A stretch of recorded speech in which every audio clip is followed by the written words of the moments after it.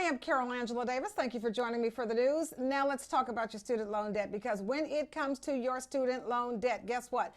Massachusetts Senator Elizabeth Warren, she is on the case. She is urging President-elect Joe Biden and Vice President-elect Kamala Harris to go right ahead and cancel that student loan debt, because she says that is the biggest stimulus package that the United States could have for the ailing economy. Now, she says it was part of Biden and Vice President-elect's Kamala Harris's plan. It is part of the mandate that they got from the voters, along with Senate Minority Leader Charles Schumer, that they have proposed to cancel $50,000 of debt through executive action. Biden, though, has said he favored canceling $10,000 of debt. No. Okay. We all know that is nothing, because we all know the interest on this debt rises so fast that most people are only paying the interest anyway, and the loan is still going up. Okay. So canceling $10,000 of loan debt doesn't do anything for anybody at all. So let's just skip through that. That's nothing. The principal's not going to budge, so the problem's not going to change. Overall household debt last quarter, folks, it did climb by $87 billion, to a total of $14.5 trillion. That's a new high. It beats the previous record, which of course was during the Trump administration. That was the first quarter of 2020, as they continued to make America great again. All right, let's go to the Wall Street Journal. It is reporting that 300 companies that got about $500 million in pandemic-related government loans, they've all failed. That's right. The companies reportedly filed for bankruptcy, citing the pandemic as the problem. In total, the companies employ about 23,400 workers, but they got money from that Paycheck Protection Program, and they say it just was not enough to keep them afloat, because we didn't get another stimulus package. All right. The Journal analyzed the big borrowers from the PPP program. They account for about half the overall loans and only about 13.5% of the total PPP participants. So there's 13.5% of the PPP participants, but they make up half the overall loans. They got the lion's share of the money. Now, a lot of them, 300 of them, declaring bankruptcy. Now, the small companies, they don't declare bankruptcy because they just don't have the money to do so. So they just go on out of business, and you never hear from them again. Now, we're going to talk about 68-year-old Keith Clark. Now, he ran a popular wedding and events company there in Northern Virginia. Okay, he ran the business for 20 years, folks. All right, he says he's losing his business, and he's probably going to lose his house as well. He got a $500,000 PPP loan. In April, he paid 45 salaried employees over the summer months because, of course, there was a ban on large gatherings.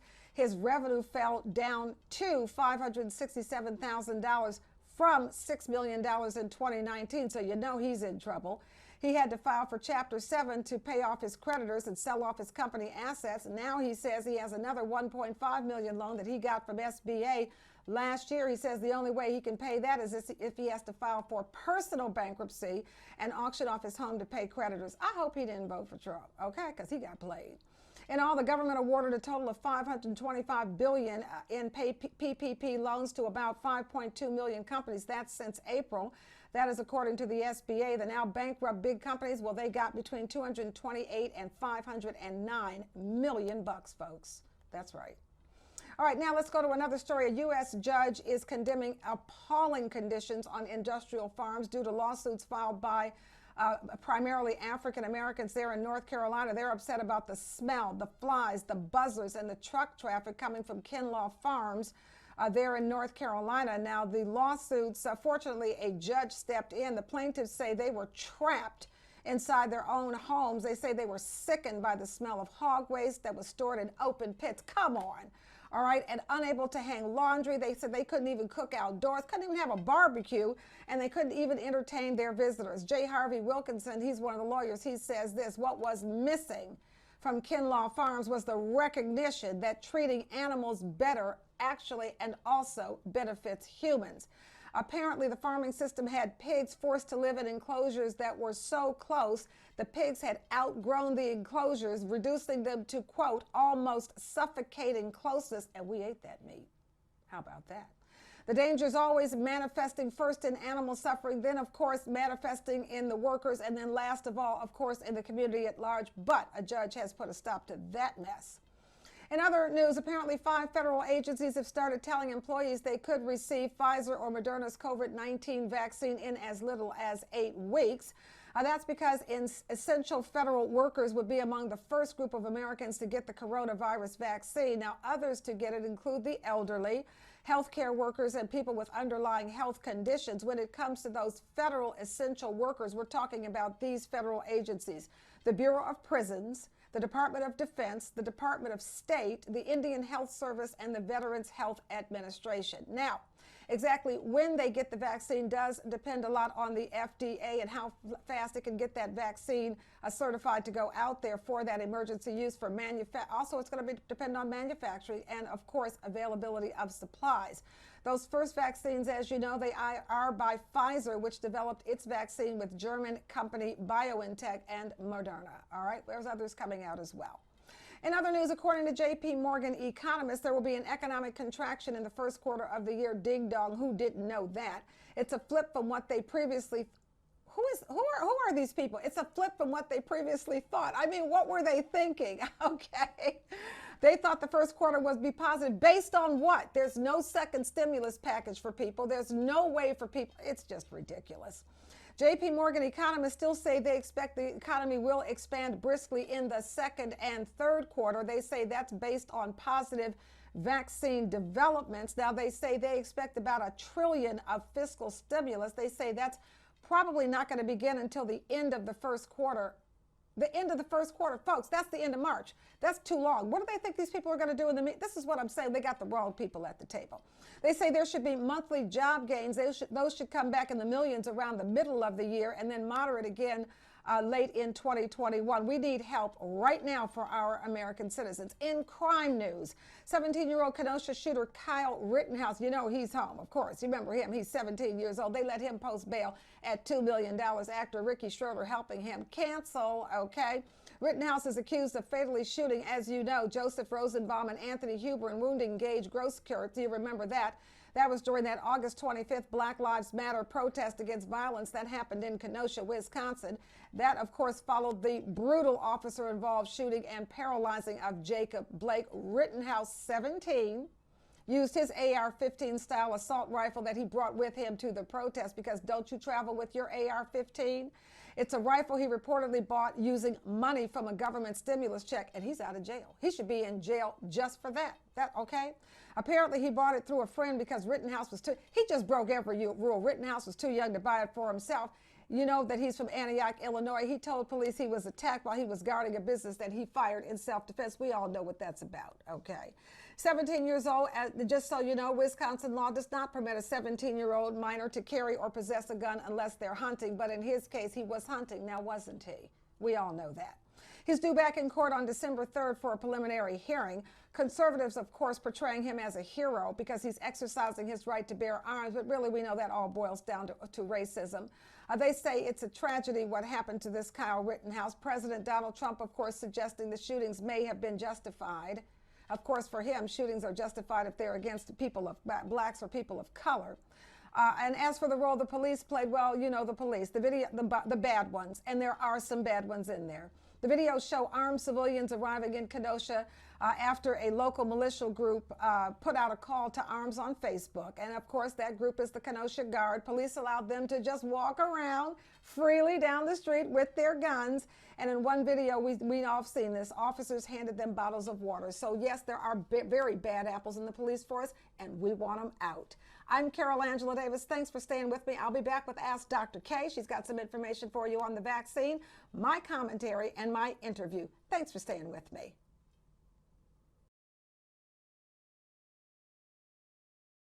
I am Carol Angela Davis, and thank you for staying with me for the interview portion of the show. And I bring you Keisha Diane Macmillan. She is a cannabis entrepreneur. She's doing what a lot of you want to do. Keisha Diane, welcome. Oh, Carol, thank you so much for having me. I'm excited to be here. Thank you. And I should, full disclosure, tell you, I met Keisha Diane because she's a writer. And she carved out her niche in the cannabis space by becoming a writer about all things cannabis. Keisha Diane, talk to us about your journey and about the fact that for many of us, there are alternative ways into cannabis, the industry, other than being a grower or having to get a license, which is darn near impossible. Oh, yeah, no, for real. I mean, my journey in cannabis is legit, taking the skill set that I have and building on that. So I come from the traditional space. I actually spent years working in retail merchandising. So I come from product allocation. So inventory management, that used to be, that's how I got into retail. And I worked for the Sharper Image a million years ago. I don't know if you guys remember that when they had stores. I'm going to really date myself. During their time, very successful. They were huge. And I worked in merchandising first with product allocation. Eventually, I went into being a manager, managing their catalog. So coordinating with all the buyers to get all of the products, get the photos taken, doing product education. There was a whole thing with that. And just, it was years. I was there for 5 years. I decided to move to New York to just have an adventure. And I continued working in retail merchandising for other brands as well, including like New York and Company. But on the side, I've always written. I'm a person who was into journaling. That's just something that I've done since childhood. I went to school to be a copywriter. So I went to San Jose State, majored in advertising, minored in creative writing. This was something I wanted to do from childhood, but you know how careers just kind of take you on a different winding path. Yeah, we meander, and really you learn the skill set. You end up learning a lot more skills. So I got my merchandise and my retail chops while I was writing on the side. I took to blogging very, very quickly. I loved MySpace. And when I was in New York, blogs were an opportunity to share with my friends what I was doing in New York, and they loved it, which was fun. So yeah, my first paid writing job was for a women-owned sex toy company, Babeland, in New York. So I mean, obviously, I'm drawn to some of the more interesting aspects of life. But I continued I built on that career, got into product development. So I worked for a company as a freelancer, basically as their marketing team, one of their marketing team members. So when they were going to be launching a product, I would be working on the sell sheets, I would be working on the sales presentations, the website copy, the packaging copy. Lots of writing experience in a lot of different aspects of the industry, and now you've parlayed that into a career in cannabis, which is very interesting because it's very worrisome to many people that the cannabis industry was basically built on the backs of Black and brown, and yet we aren't making the billions of dollars, and that's very troublesome. And I know one of the things you and I talked about is, don't think that is your only way in. You could be a writer. There are lots of ways in. Is it hard to get into the cannabis space now as a writer or someone who may have a product that they want to sell other than cannabis? What's really great about cannabis is because it's such a new industry, it's easier to break in than something that's, an industry that's been established for 20, 40, 50, 100 years. So there's if you've got a network, right, which is normal, right? You got to make some contacts, you got to talk to people. I think research is critical, especially in this industry. I think a degree of advocacy is critical personally. If you want to get in this industry, I think you need to care about it. What does that mean, Keisha, Diane, a degree of advocacy? I think just, you mentioned just build, cannabis being built on the backs of Black and brown people, and awareness of the reality of the roots of prohibition, I think is critical. I think if you don't know about that, I think the heart and the soul is going to be missing, and it's going to show in the end result. You're not going to be authentic.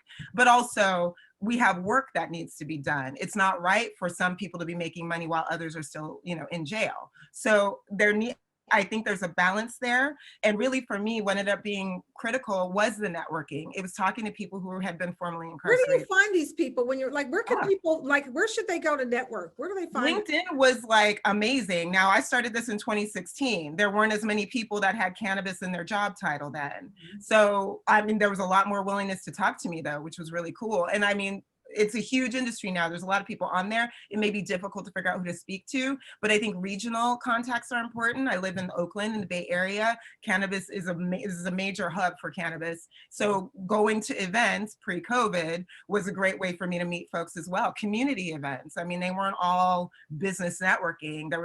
There's Lake Merritt in the middle of Oakland. There were, monthly sessions right by the lake. And I met professional contacts that I'm still in touch with right now.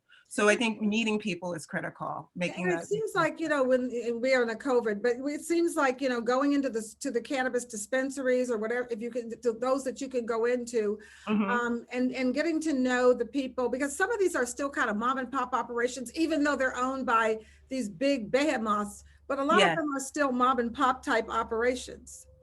They are. And I mean, the dispensaries here in Oakland, we have a lot of dispensaries. So it's interesting, but dispensaries need the business. They want customers. And there's no one, I mean, some dispensaries are better funded than others, but there's no Starbucks of cannabis. There's a lot out there. And so the best thing you can do is go to each of those places in a safe way, of course, and make those connections, get to know. We have about a minute left. So I want to ask you this. Let's tick off, if you can, some of the ways that people can get involved in cannabis from the business standpoint. You're a writer, that's one of them. What are some of the other things that people can do? Yeah, if you've got operational expertise, these are new, this is a new industry. Companies need help getting like that traditional level stuff going on. But we're operating a different set of circumstances, but we still have to be compliant, right? We still have to make sure that our books are in order. We still have to have a human resources department. All of those things are important.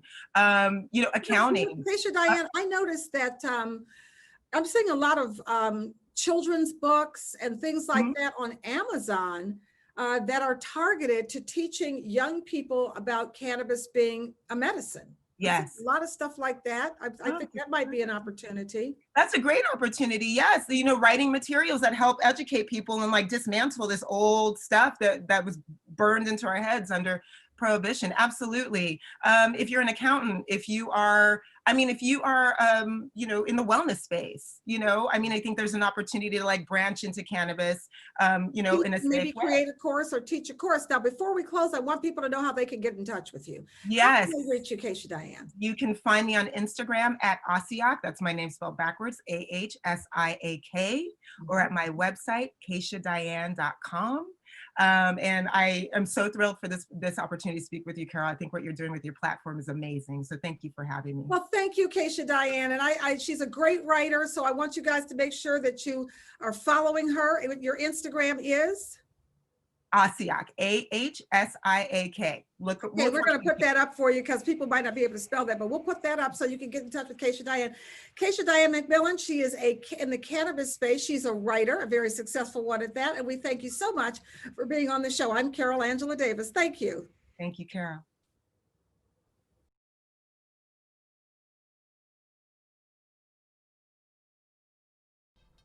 I am Carol Angela Davis with my commentary. It's on pettiness.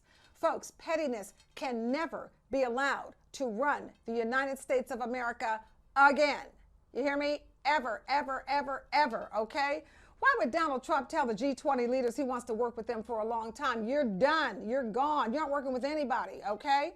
It happened at the G20 summit. One would think he would have taken the opportunity to say goodbye, but that would not be petty. And if Trump is nothing else, and he's a lot of something else's, if he's nothing else, he sure is petty. And did I say greedy? Since he is greedy, he told the G20 leaders he looked forward to working with them more and more and more in the future. The quote is, "Forward to working with you again for a long time." We know he's trying to cut deals. Okay, but what leader that is a friend of the United States would work with Trump? Who is out there thinking they're going to work? We are going to have to look at you countries differently if you agree to work with this man that has wreaked havoc around the world, okay? Now, you should also know that Petty Trump skipped the session at the G20 summit on the global pandemic. He was spotted on the golf course during this important life and death session. And then, so of course, we're laying around dying and people around the world are dying. And he's out on the golf course, which we know is what he's done for his entire presidency, all right? The side conference was on the pandemic and preparedness. And in fact, no U.S. official spoke on the issue during the side conference, which was mostly pre-taped speeches. So they didn't even think enough of the pandemic and preparedness to prepare a pre-taped speech that could be aired while he was on the golf course. They just didn't care. Trump did say that when it comes to treatment and vaccines for COVID, that, quote, America would ensure domestic needs are met before working on vaccines for the rest of the world. The man still doesn't get it. He is so petty. We know the virus started in China, but it moved around the world. You cannot isolate yourself and expect to survive or stay safe. It is all for one and one for all, period, or we're all going to perish. Pettiness cannot run this country. Now, since Trump plans to stay engaged with the G20 leaders, we have to stop him dead in his tracks. We must do it, or he's going to derail the next administration at every turn. And I don't know why he keeps on ensuring his own demise, but persons with legal authority are going to have to take note, and hopefully they are going to charge him for the crimes that he has committed. These are state crimes. Remember, even if he pardons himself, he can pardon himself from federal crimes, but he cannot pardon himself from state crimes. So even if he pardons himself, the states can go after him for the crime, and his family, let's be clear, and his family, for the crimes they have committed, because if they don't, he's not going to stop. The only way to contain him and to preserve what is left of our democracy is simply to take him out of commission. So he needs to be sitting somewhere at Mar-a-Lago, because that's probably the only place he can go. He needs to be sitting there figuring out how to get out of his criminal charges and get out of his lawsuits and stay out of jail, he and his family, and leave our democracy alone. That's right. I'm Carol Angela Davis. Thanks for paying attention. Thanks for staying with me. Thanks for caring about America and our democracy. I'll see you soon with Dr. K.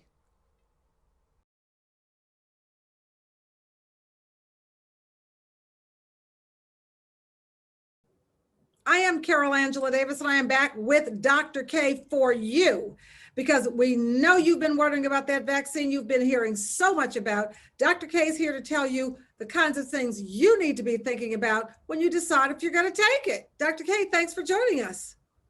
Thanks for having me. Well, you know, the vaccine is out. So today we're going to do more COVID-19. And the vaccine that we're going to talk about is the vaccine from Pfizer. Okay. Pfizer has applied to the FDA for an EUA, emergency use application. Okay. And when they apply for that EUA, that's one of the last steps in bringing the vaccine to the marketplace.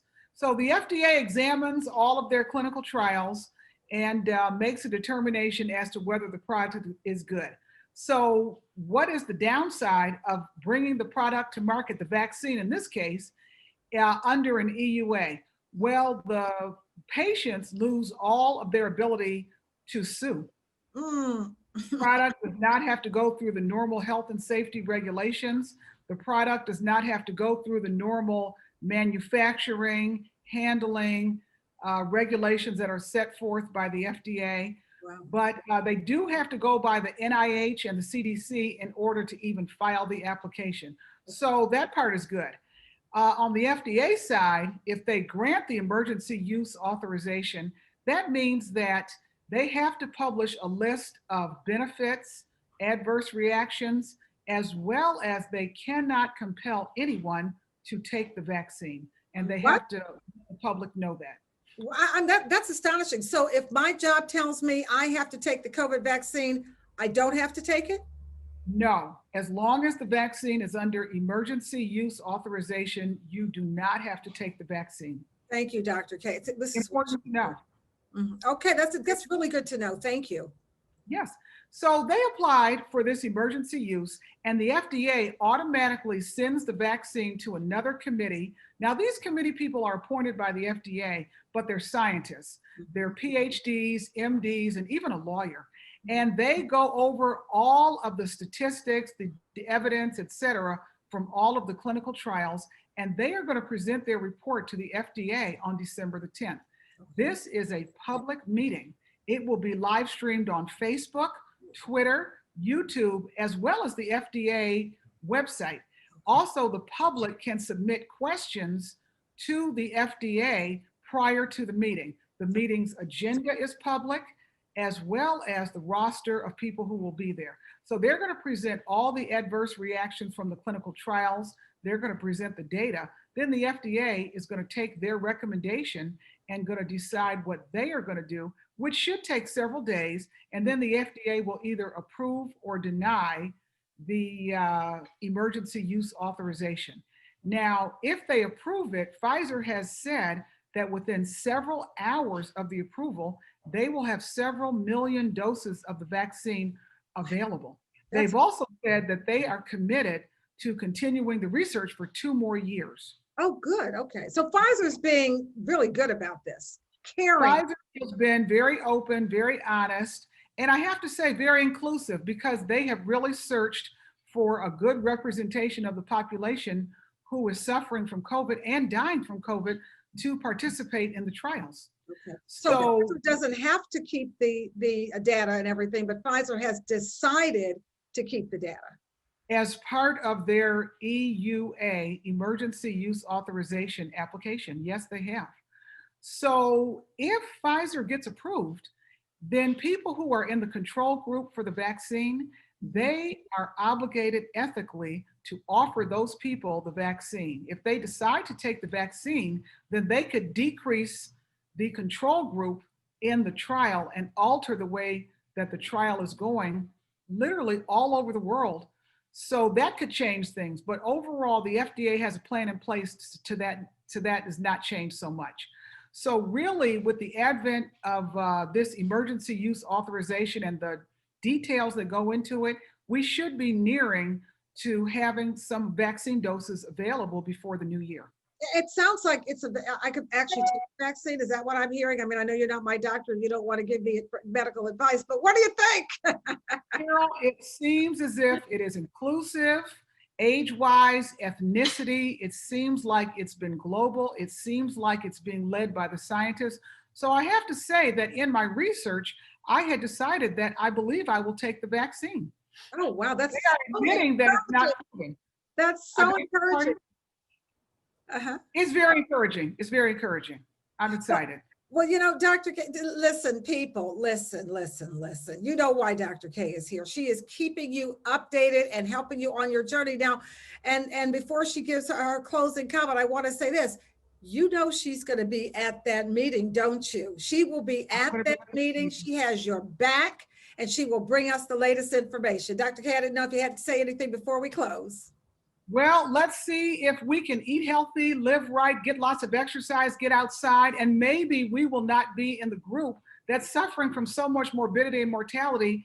I hate to say it, but when the next pandemic comes along, because unfortunately it might.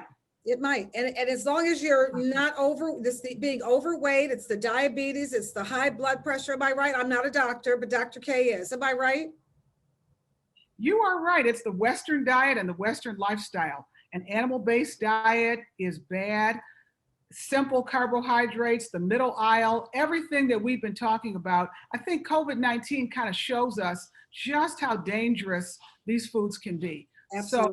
So we can do better with information. So let's try to do better. And you're bringing us the information. I'm Carol Angela Davis. I do thank you for joining us every week on Impact Network News. I bring you Dr. K. She'll be back next week with more information for you. Thank you, Dr. K. You're welcome. Thanks for having me. Thank you, folks. See you next week.